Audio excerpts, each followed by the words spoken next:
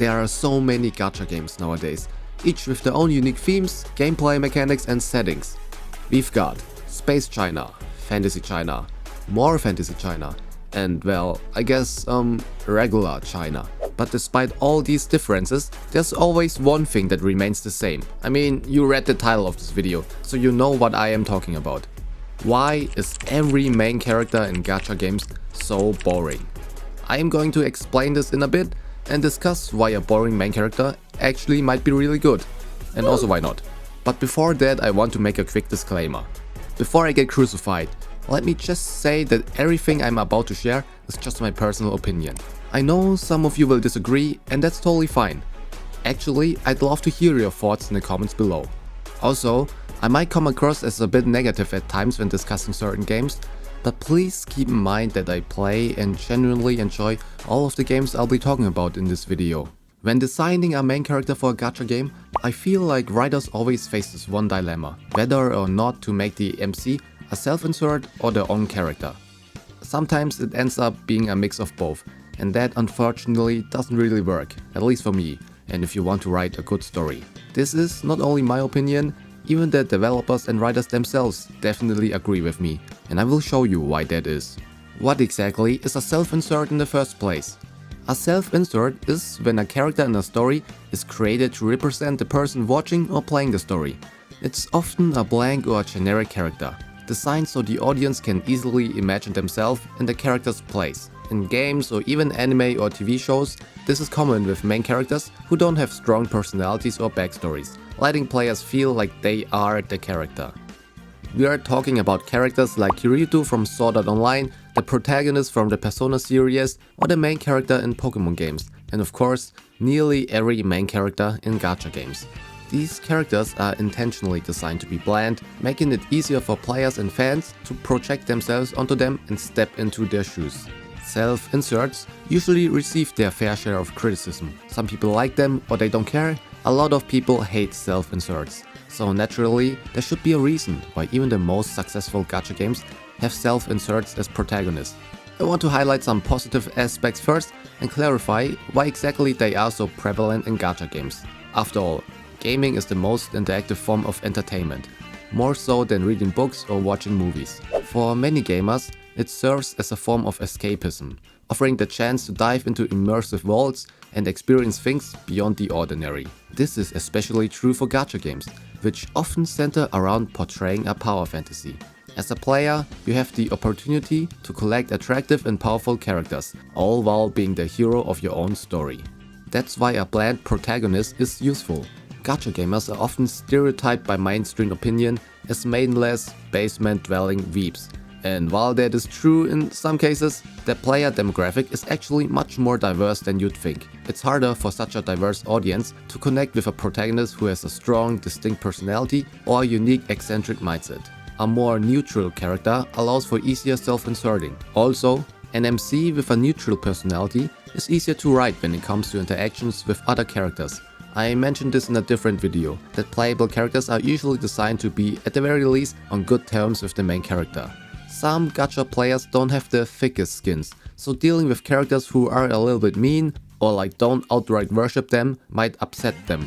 An MC with the personality equivalent to a piece of cardboard usually prevents any kinds of ideological conflicts. Imagine if someone like Kiritsugu Emiya from Fate Zero were the main character of Fate Grand Order, or if characters like Ito or Sampo, or even better, the Goat Scott were the main characters in their respective games. Would it be more entertaining? Definitely, but it also would be more of a headache for the writers. One final important aspect is that in many gacha games, the real focus is on the other playable characters, the ones that bring in the big money. No one is paying to just see the MC, who either is a starter character or not playable at all in the first place. These characters are the ones players are actually pulling for, investing in, and forming connections with. Having a protagonist with too much presence or personality could overshadow them, taking away the spotlight from the characters who are actually generating interest and profit. To summarize, the key factors for self-insert MCs are improved player immersion, reduced risk of alienating players, and keeping the focus on the sellable characters. And yeah, that's probably it. I honestly can't think of any other good reasons to have a self-insert MC. Alright, now moving on to the bad aspects of having a self-insert MC, and oh boy, there are definitely some very bad ones, at least when it comes to storytelling. So, what's the issue here?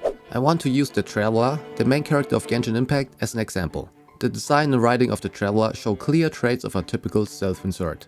They aren't a complete self-insert, but we'll get into that in a moment.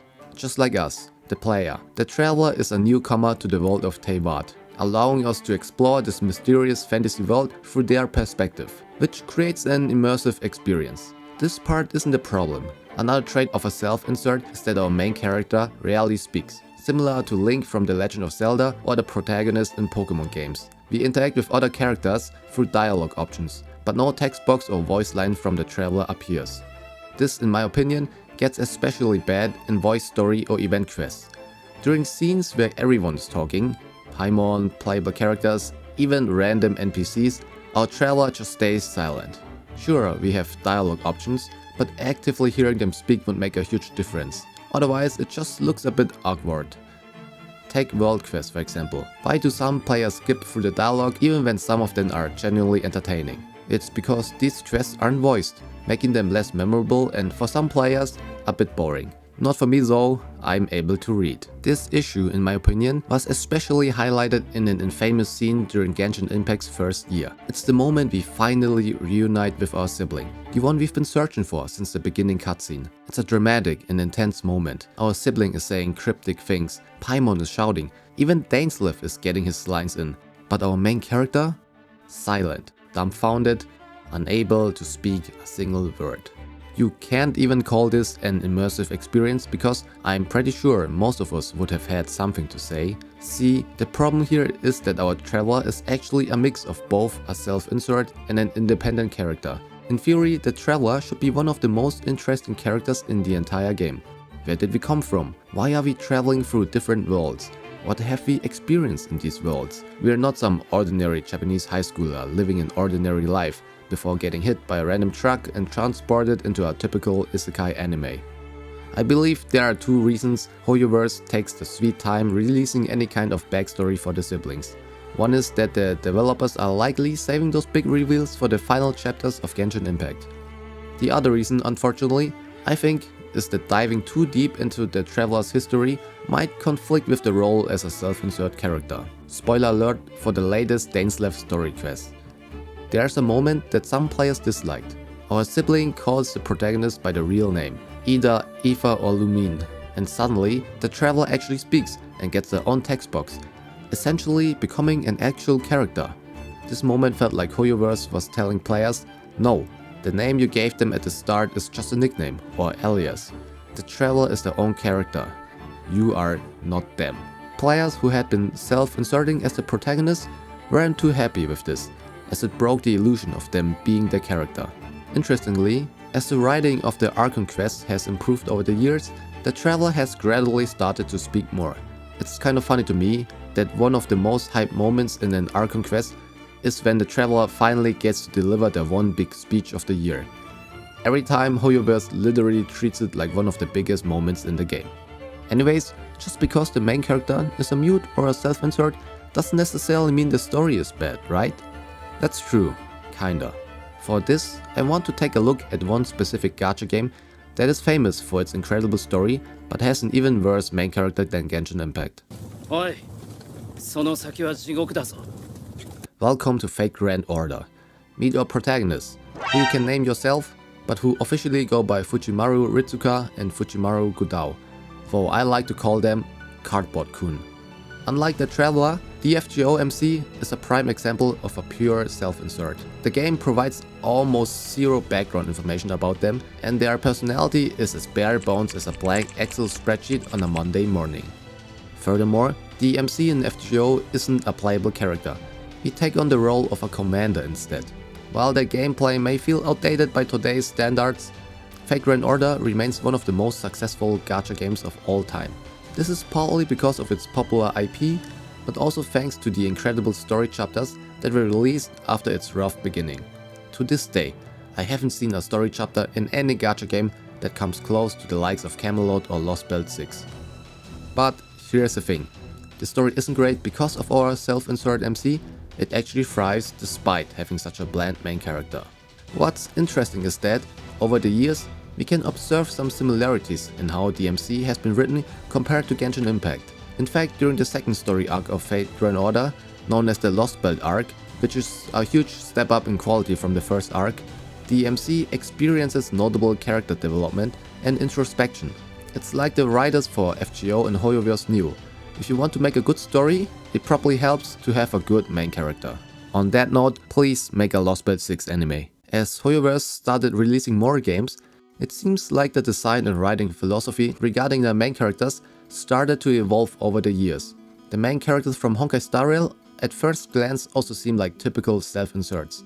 We know that they have an intriguing backstory that we will explore at some point in the future, but the game starts with us having no memories of our past and basically being a blank slate. With that said, Stile and Kalos, Sealers, whatever, do seem a bit more quirkier than FGO's or Genshin Impact's MC, due to the simple addition of them being obsessed with trash cans of all things. Giving characters their own hobbies or interests is an easy way to make them feel more real, which in my opinion is really good.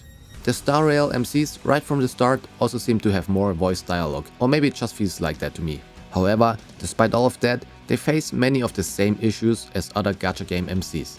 For instance, despite having more personality traits, Kalos and Stile often remain silent when other characters are fully voiced. This creates a disconnect in scenes where everyone else is talking, but the main character just stands there quietly, which can make interactions feel somewhat awkward. It's a common problem in gacha games where the MC is meant to be a self-insert, but is still expected to engage with a fully voiced cast.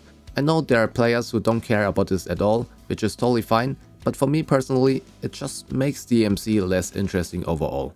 The evolution of HoYover's protagonist takes an even bigger step in the latest game, Zenless Zone Zero. In general, this game feels like the developers had more freedom to experiment, which is evident in the design of its main characters. Some may have assumed that having a fully voiced MC wouldn't be possible in a gacha game, but Zenless Zone Zero proves otherwise.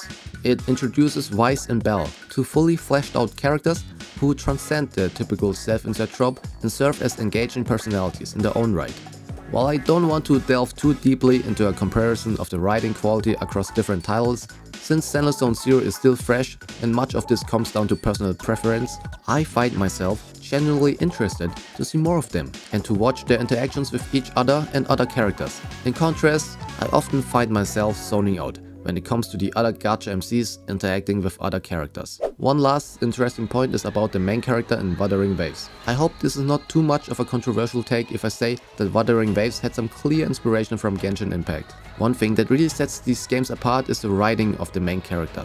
From what I've observed, quite a few WoWer players have shown to be dissatisfied with the treatment of the protagonist in Genshin Impact. But it's not because the Traveler is too much of a self-insert. On the contrary, their criticism often revolves around the Traveler's lack of importance in the main Archon quests. Players feel that the Traveler is frequently overshadowed by other, more prominent playable characters, leading some fans to jokingly refer to the Traveler as a yellow camera, a passive observer rather than an active participant in the story.